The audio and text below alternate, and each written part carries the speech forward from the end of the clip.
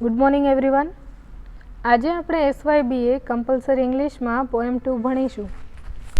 Poem 2 the school boy by William Blake. William બ્લેકનો જન્મ 1757 અને મૃત્યુ 1827માં થયું.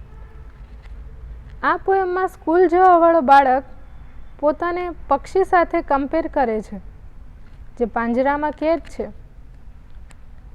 એક ફૂલ સાથે કમ્પેર કરે છે જે કરમાઈ ગયું છે. હવે આ બાળક આવું કેમ કહે છે એ આગળ પોએમમાં જોઈએ. પોએમને આપણે લાઈન ટુ લાઈન ભણીએ. I love to rise in summer morn. Rise એટલે ઉઠવું, સમર એટલે ઉનાળો. મોર્ન અહીંયા મોર્નિંગનું શોર્ટ ફોર્મ કર્યું છે, સવાર. મને ઉનાળાની સવારમાં વહેલા ઉઠવું ગમે છે. બાળકોને સામાન્ય રીતે વહેલા ઉઠવું ગમતું નથી, પરંતુ અહીંયા બાળકને ઉનાળાની સવારમાં વહેલા ઉઠવું ગમે છે. When the birds sing on every tree. જ્યારે પક્ષીઓ દરેક વૃક્ષ પર ગીતો ગાય છે. સવાર સવારમાં પક્ષીઓનો કલરવ સારો લાગે છે.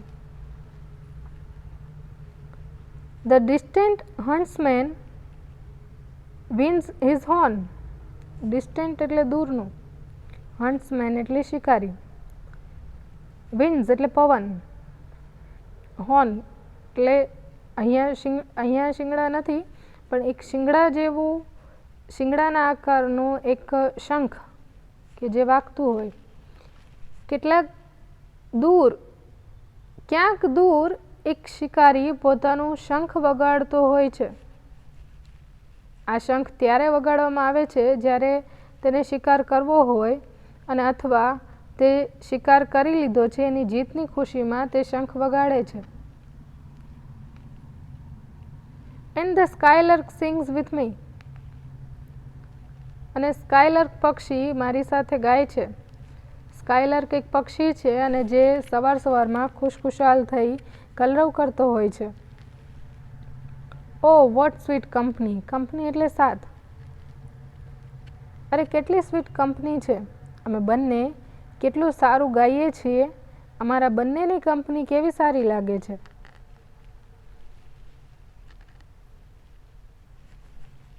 But to go to school in summer morn. પરંતુ ઉનાળાની સવારમાં સ્કૂલ જવું. ઓ ઇટ ડ્રાઇવ્સ ઓલ જોય અવે. ડ્રાઇવ્સ એટલે દૂર કરે છે, અવે એટલે પણ દૂર કરે છે. અરે અમારી બધી ખુશી દૂર કરે છે, અમારી બધી ખુશીને ભગાડી દે છે. Under a cruel eye outworn. Cruel એટલે રાક્ષસી, આઉટવોર્ન એટલે કાળગ્રસ્ત. એક રાક્ષસી આંખોની દેખરેખમાં. અહીં બાળક શિક્ષકની આંખોને ક્રુઅલ આઈ તરીકે કહે છે. બાળક જ્યારે તોફાન કરતું હોય તો શિક્ષક એમને સામે આંખ કાઢે તો બાળક છે એ ચૂપચાપ બેસી જાય છે ડરીને. The little one spent the day in sighing and dismay. Sighing એટલે નિસાસો, dismay એટલે નિરાશ. નાના છોકરાઓ આખો દિવસ પસાર કરી દે છે, કંટાળી જાય છે, દુઃખમાં પોતાનો આખો દિવસ પસાર કરે છે. Then at time I drooping sit and spend many unanxious hours. Drooping એટલે વાંકા વળી બેઠી રહેવું, unanxious એટલે બેચેન. અમને કલાકો સુધી વાંકા વળીને બેઠવું પડે છે અને મને કેટલીક કંટાળાજનક કલાકો પસાર કરવી પડે છે, એ પણ ક્લાસરૂમમાં. Nor in my book can I take delight. Delight એટલે આનંદ. મને મારી બુક લેવામાં પણ આનંદ નથી આવતો. Nor sit in learning's bower. બોવર અહીંયા ક્લાસરૂમને કહ્યું છે. નથી મને ક્લાસરૂમમાં બેઠવું ગમતું. Worn through with the dreary shower. Dreary એટલે નીરસ. શિક્ષકના સતત લેક્ચરથી હું કંટાળી ગયો છું.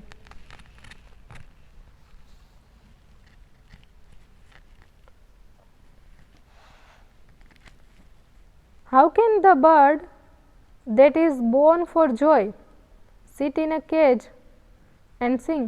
Born એટલે જન્મેલું. એક પક્ષી જે ખુશખુશાલ રહેવા માટે પેદા થઈ છે એ કેવી રીતે એક પાંજરામાં પૂરાઈને ખુશ રહી શકે? જે આઝાદ રહેવા માટે બની છે એ કેવી રીતે પાંજરામાં રહી ગીત એન્જોય કરે? How can a child when fears annoy but droop his tender wing and forget his youthful spring? Fierce એટલે ડર, એનો એટલે હેરાન કરવું, ડ્રૂપ એટલે વાંકા વળવું, ટેન્ડર એટલે કુમળું, વિંગ એટલે પાંખ, ફોરગેટ એટલે ભૂલી જવું, યુથફુલ એટલે કે જુવાન. કેવી રીતે એક બાળક જ્યારે તે ડરેલો હોય, હેરાન પરેશાન હોય ત્યારે તે પોતાની કુમળી પાંખોને તે તોડી નાખે અથવા વાળી નાખે અને પોતાની ખુશીના દિવસો, પોતાના બાળપણના દિવસોને ભૂલી જાય?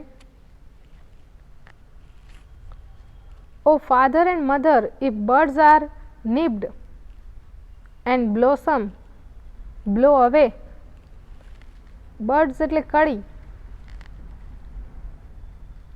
નિપ્ડ એટલે કરડે, કરડું, બ્લોસમ એટલે ખીલવું, બ્લો એટલે ફૂંક, અવે એટલે દૂર કરવું. અરે ફાધર એન્ડ મધર, અમારી આ કળી જે નવી નવી ઉગે છે અને તેને તોડી નાખવામાં આવે અને તેમની ખુશીને દૂર કરવામાં આવે. And if the tender plants are stripped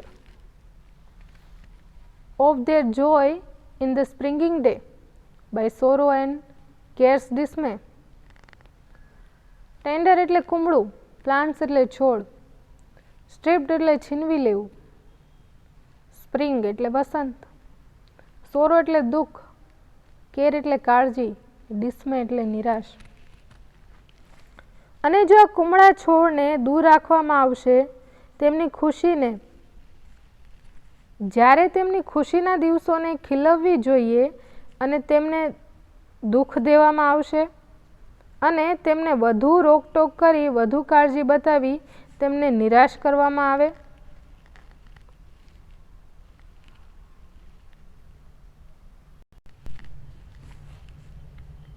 How shall the summer arise in joy? Arise એટલે ઉભવું.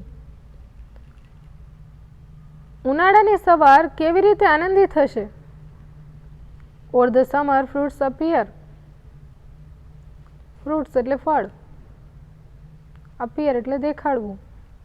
કેવી રીતે ઉનાળાના છોડ ફળ આપશે? Or how shall we gather what grief destroy? Gather એટલે ભેગા થવું, ગ્રીફ એટલે દુઃખ, ડિસ્ટ્રોય એટલે નાશ કરવું. કેવી રીતે ભેગા થશું, કેવા દુઃખનો નાશ કરશું? Or bless the mellowing year. Bless એટલે આશીર્વાદ, મેલોઈંગ એટલે પરિપક્વતા અથવા પરિપક્વતા વાળા વર્ષમાં આશીર્વાદ આપશું. When the blast of winter appear. Blast એટલે વિસ્ફોટ, વિન્ટર એટલે શિયાળો. જ્યારે શિયાળામાં વિસ્ફોટ થશે અથવા વિસ્ફોટ દેખાશે. અહીં આ પોયમ છે પૂરી થાય છે.